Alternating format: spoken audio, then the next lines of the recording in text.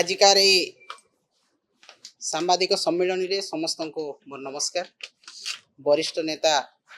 विजु कृषक सामुख्यर अध्यक्ष सम्मान्य प्रसन्न आचार्य महोदय, सम्मान्य संजय कुमार दासवर्मा महोदय, वरिष्ठ नेता सम्मान्य देवीप्रसाद मिश्र महोदय एवं आपण माने समस्ते समस्त को मो अभिनंदन एवं स्वागत जनाऊँ। आज जो गुरुत्वपूर्ण विषय नहीं कि आमर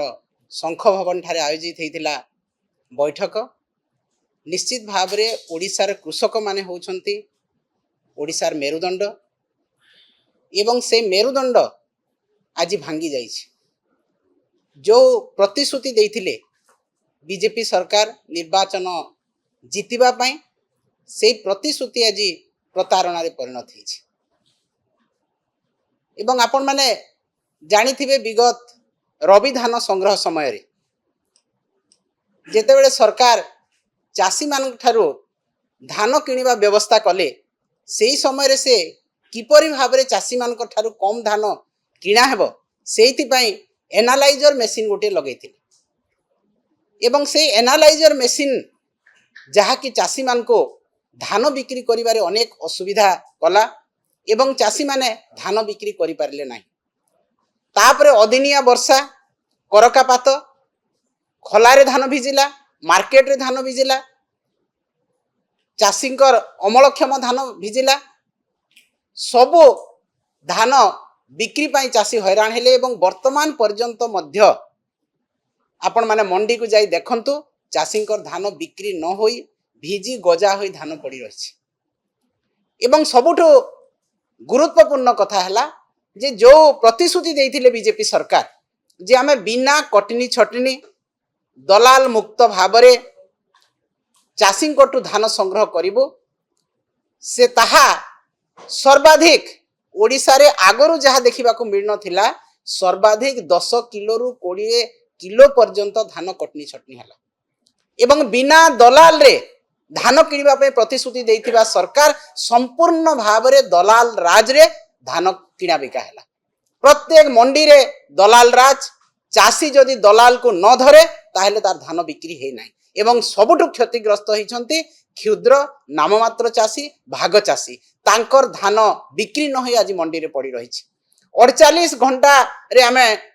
टंका चाषी को देबो बोली कि प्रतिश्रुति देइथिले, किंतु वर्तमान पर्यंत चाषी धान टंका पाई नाहंती, जो धान बिक्री करछंती से टंका पाई नाहंती।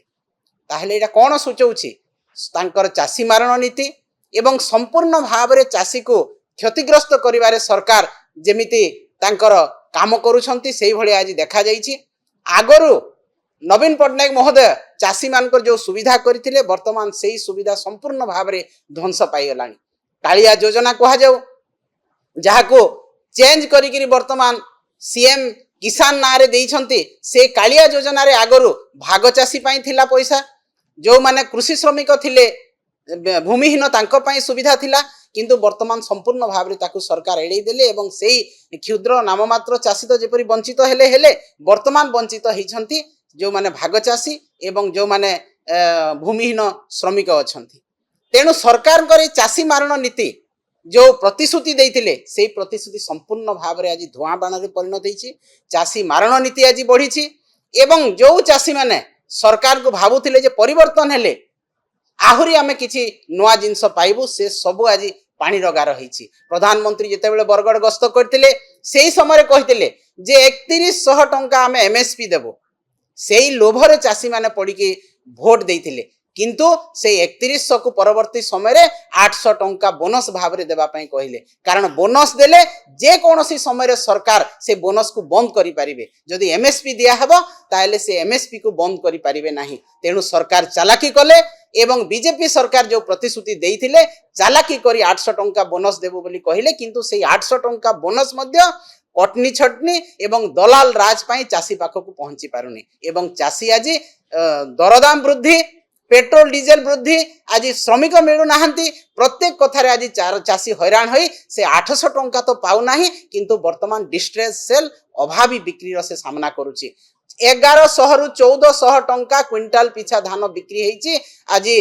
3100 देबा नारे 1400 टंका भीतर आज चाषी धान बिक्री करिची। एटा कोन चाषी मारण नीति चाषी मान को मेरुदंड भांगिबा नीति एवं चाषी मान को शोषण करुछंती बीजेपी सरकार आमे दृढ़ भाव रे आकु निंदा करूछु एवं आगामी दिन रे चाषी आंदोलन रे बिजु जनता दल शामिल हेई सरकार को उपयुक्त पदक्षेप नेब जेपरि कि सरकार ए गादी छाड़िबे जो सरकार धान को माध्यम करी आज सरकार रे आछंती प्रतारणा दे प्रतिश्रुति दे सेई धान ही एई सरकार को समाधि पर्यंत पहुंचेइबो चाषी भाई माने सेई भलिया आज से माने राजरास्ता को ओल्लै आंदोलन करिवे एवं बिजु जनता दल मध्य तांकर सांगरे रहइबो। धन्यवाद।